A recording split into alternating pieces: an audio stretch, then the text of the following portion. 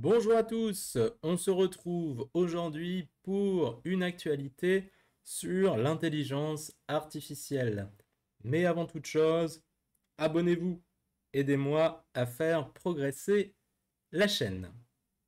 Ok, alors vous connaissez l'IA générative, vous connaissez ChatGPT, tout le monde s'en est servi au moins une fois, hein, ne serait-ce que pour essayer ou envoyer des messages rigolos. Mais quelle est la conséquence sur le tissu économique et pour votre entreprise de l'IA générative? En moins de 2 ans, l'intelligence artificielle générative est passée du statut de curiosité technologique à celui de catalyseur stratégique pour les entreprises. Selon une étude Deloitte menée en 2024, 67% des dirigeants estiment que cette technologie transformera profondément leur organisation d'ici 2026. Mais derrière l'enthousiasme, les défis s'accumulent. Une adoption massive, tous secteurs confondus, de la banque à la santé, en passant par l'industrie ou les médias. L'IA générative s'infiltre dans tous les recoins de l'économie. BNP Paribas utilise des modèles pour automatiser la rédaction des rapports réglementaires. Chez Sanofi, l'IA accélère la découverte de molécules en générant des hypothèses de recherche. Dans le secteur public, la mairie de Barcelone expérimente des assistants IA pour répondre aux citoyens. Les cas d'usage les plus répandus incluent la génération de contenu marketing. L'Oréal a par exemple mis en place un partenariat stratégique avec Google Cloud pour, pour créer une plateforme d'IA générative capable de produire jusqu'à 50 000 images et 500 vidéos par mois. Cette technologie permet de générer des visuels de produits dans différents contextes culturels, par exemple un flacon de parfum dans un jardin japonais ou une rue parisienne, tout en respectant l'identité de la marque. L'outil est utilisé pour accélérer la création de campagnes marketing, tester des packshots et personnaliser les contenus à l'échelle mondiale. Enfin, je n'ai pas les mêmes moyens que L'Oréal, alors abonnez-vous pour la chaîne. Publicis Group, de son côté, a lancé Marcel, une plateforme interne alimentée par l'IA qui aide les équipes créatives à générer des idées de campagne, des scripts publicitaires et des visuels. Marcel intègre des modèles de langage pour proposer des concepts créatifs en quelques secondes, facilitant la collaboration entre agences du groupe à travers le monde. Vous leur avez sans doute déjà parlé. Oui, on parle bien d'un support client automatisé. Air France, par exemple, utilise un chatbot intelligent nommé Louis, accessible 24 heures sur 24 via Messenger pour répondre aux questions fréquentes sur les bagages. Oui, il y a de chances que vous les perdiez, et non, vous ne serez pas remboursé. Il est connecté au système interne de la compagnie et peut fournir des informations personnalisées comme le statut d'un bagage retardé. En cas de besoin, il redirige vers un conseiller humain. Orange, via sa branche Orange Business Service, propose des solutions de serveurs vocaux interactifs, SVI, et de routage intelligent pour ses clients B2B, business to business. Par exemple, dans le cas d'Air France, j'aime beaucoup Air France, hein. Je pense que la compagnie a beaucoup progressé ces dernières années. Les appels entrants sont d'abord qualifiés par un SVI avant d'être redirigés vers les bons centres d'appel, optimisant ainsi le temps de réponse et la satisfaction client.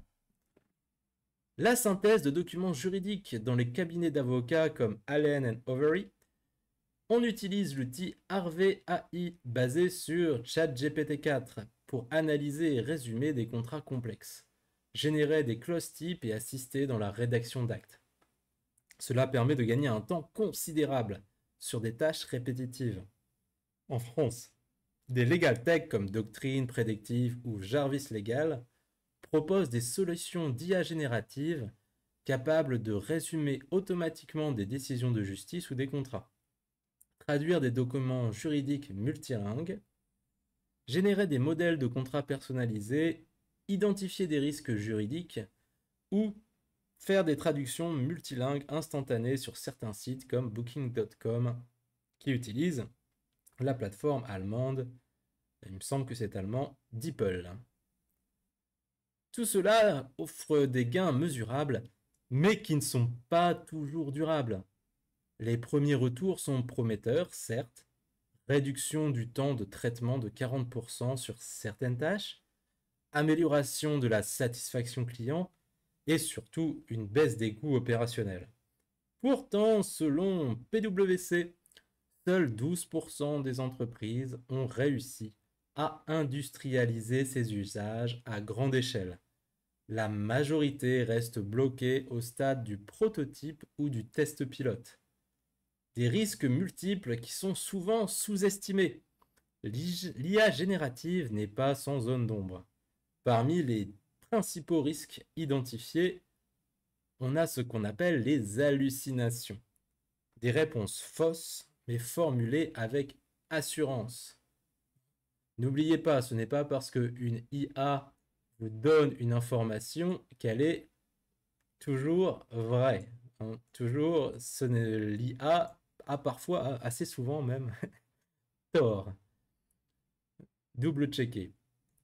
En 2023, par exemple, le site technologique CNET a publié une série d'articles générés par IA sur des sujets financiers. Mais après vérification humaine, 41 articles ont été corrigés pour des erreurs factuelles, notamment des calculs erronés de taux d'intérêt, des affirmations inexactes sur les crédits. L'IA avait produit des textes certes convaincants, mais truffés de fautes et d'inexactitudes, illustrant le danger des hallucinations dans les domaines sensibles comme la finance, mais on pourrait évidemment aussi parler du domaine médical ou de l'éducation.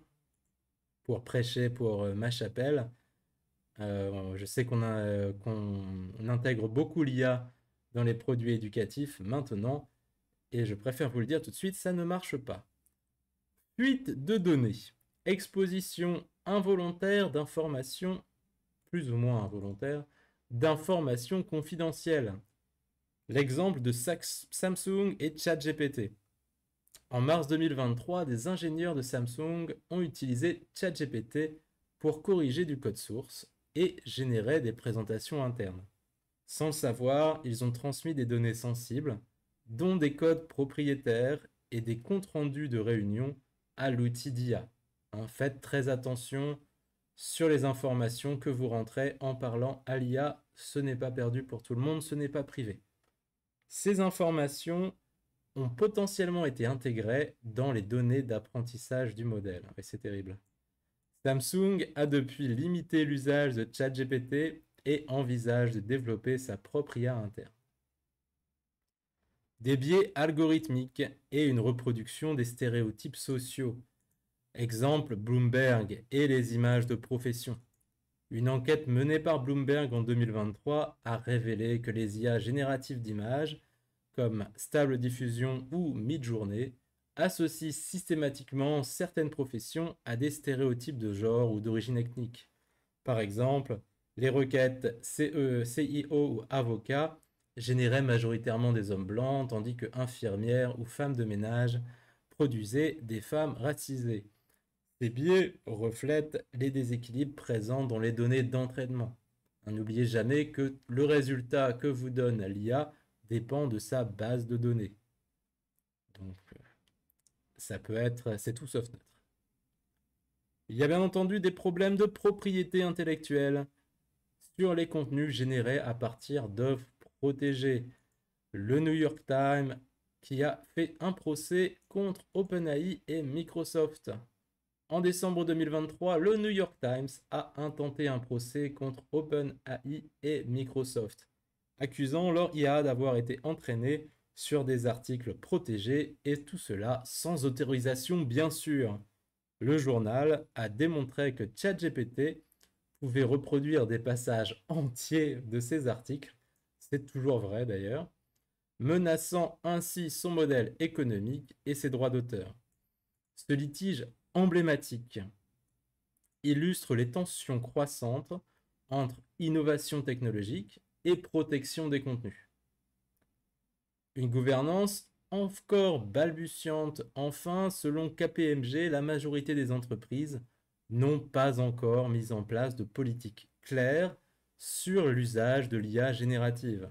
Résultat, des employés utilisent parfois ces outils sans supervision et malheureusement avec des conséquences juridiques ou réputationnelles pour l'entreprise ou pour la personne concernée.